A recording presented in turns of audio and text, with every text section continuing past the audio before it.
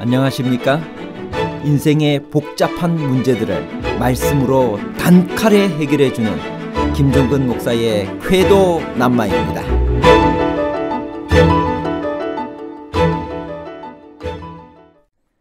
느헤미야 1장 1절에 기슬르월과 느헤미야 2장 1절에 그 다음 니산월이 모두 같은 해인 아닥사스다 20년인 것은 느헤미야가 바벨론 페르시아력을 사용했기 때문인가요? 아니면 유대 민력을 사용했기 때문인가요?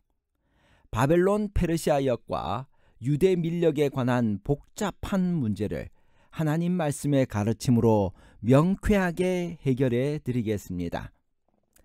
어떻게 기슬르월과 그 다음 니산월이 모두 같은 해인 아닥사스다 20년인가요? 느헤미야 1장 1절 하가랴의 아들 느헤미야의 말이라. 아닥사스다 왕 제20년 기슬르월에 내가 수상궁에 있는데. 느헤미야 2장 1절 아닥사스다 왕 제20년 니산월에 왕 앞에 포도주가 있기로 내가 그 포도주를 왕에게 드렸는데 이전에는 내가 왕 앞에서 수심이 없었더니. 느헤미야는 아닥사스다 왕 제20년 기슬르월에 예루살렘의 나쁜 상태에 관한 소식을 들었습니다. 그리고 그 소식 때문에 기도하며 금식하다가 아닥사스다 왕 제20년 니산월에 왕 앞에 근심이 가득하여 서 있었습니다. 본문에 의하면 기슬르월과 니산월이 같은 해인 아닥사스다 제20년입니다. 이 단순한 표현이 성경에 기록된 연도 계산에 있어서 대단히 중요한 정보를 제공합니다. 이를 이해하려면 고대의 매월 이름을 먼저 확인해야 합니다. 니산월, 시브월, 시완월, 담무스월, 아브월, 엘룰월, 티슈리월, 말케스월, 기스르월, 데벳월, 스밧월, 아달월 순입니다. 그런데 한 해의 시작을 어느 달에서부터 시작하느냐는 나라와 용도에 따라 차이가 있습니다. 바벨론 페르시아역과 유대 종교력은 니산월에서부터 한 해를 시작했습니다. 종교 행사 스케줄은 6월절에 맞추기 위함입니다. 그러나 유대 민력은 티슈르월에서 한 해를 시작했습니다. 이는 농사절기에 맞춘 것입니다. 그때부터 한 해의 농사를 시작했기 때문입니다. 유다 왕들의 통치 연도 계산은 백성들의 삶의 주기에 맞추어 유대 민력으로 계산했습니다. 니산월에서 시작하는 방식을 봄에서 봄력이라고 부르고 티슈리올에 시작하는 방식을 가을에서 가을력이라고 부릅니다. 이는 니산월이 오늘날의 태양력으로 3월에서 4월에 해당되고 티슈리올은 9월에서 10월에 해당되기 때문입니다. 그러면 느헤미야 1장과 2장의 표기를 통해 느헤미야가 어떤 달력 방식으로 계산하였는지를 확인해 봅시다. 한 해의 시작을 니산월로 시작하는 바벨론역으로 계산하면 어떻게 될까요? 그러면 기슬르월은 9번째 달이고 그 다음에 이어지는 니산월은 새해의 첫 번째 달이 됩니다. 그렇다면 1장에 이은 2장의 니산월은 아닥사스다 왕 제21년 니산월이어야 합니다. 그렇지 않나요? 그러나 본문은 분명히 느헤미야 1장 1절의 기슬르월과 2장 1절의 니산월을 모두 같은 아닥사스다 20년이라고 표현하고 있습니다. 이것은 유대 민력의 계산 방법인 가을에서 가을 계산법만으로 가능합니다. 왜냐하면 이 원력법은 티슈리월로 시작하기 때문에 기슬르월과 니산월이 모두 같은 해에 속할 수 있기 때문입니다. 그러나 바벨론 페르시아역을 주장하는 사람들은 여기에도 필사자의 실수가 있었다고 주장합니다.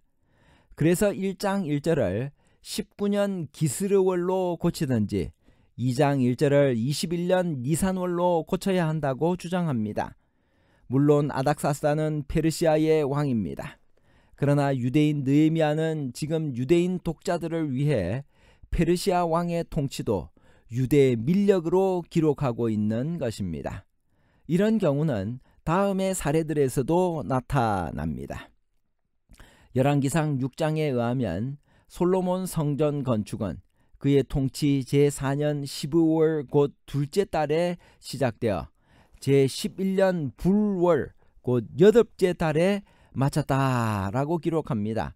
이 기간을 바벨론 페르시아의 봄에서 봄력으로 계산하면 7년 6개월이 됩니다. 그러면 포함식 계산법에 의해 이 기간은 8년이 됩니다. 그러나 가을에서 가을력을 사용하면 그 같은 기간이 6년 6개월이 됩니다. 이를 포함식 계산법으로 표현하면 7년이 됩니다. 열왕기는 솔로몬 성전이 7년 동안 건축되었다고 말합니다. 열왕기하 22장 3절에서 23절은 요시야가 유다에서 행한 개혁과 그 개혁을 기념하는 유월절 축제를 기록합니다. 요시야는 신하들을 왕국 곳곳에 보내어 백성들로 하여금 우상 숭배를 버리고 참 하나님께로 돌아오라고 호소합니다. 이방 신당을 파괴하고 숲에 나무를 자릅니다. 그리고 전국의 백성들을 에루살렘에 모이라고 초대했습니다. 이 모든 일을 수행하는 데는 상당한 시간이 필요합니다. 그런데 본문에 의하면 이 일은 요시야 통치 18년 초와 유월절 사이에 이루어졌다라고 말합니다. 유월절은 니산월 14일입니다. 그러므로 봄에서 봄력으로 계산하면 그 모든 일이 불과 14일 안에 일어나야 합니다. 불가능한 일입니다. 그러나 가을에서 가을력으로 계산하면 이 모든 개혁과 축제에 걸린 시간은 6개월 반이 됩니다. 이것이 훨씬 설득력이 있습니다. 이런 계산법은 엘레판틴 파피루스라고 부르는 고고학적 자료에 의해서도 확인됩니다. 이는 이집트의 나일강 상류에 있는 엘리판틴 섬의 성루에 배치된 유대인 군인들이 기록한 문서입니다. BC 422년에서 419년 사이에 기록된 이 문서들은 유대인들이 심지어 외국 왕들의 통치 연도를 계산할 때도 가을에서 가을 원력법에 의해 계산했다는 증거를 제공하고 있습니다. 재림교 주석은 느헤미야 1장 1절과 2장 1절을 어떻게 설명하고 있나요?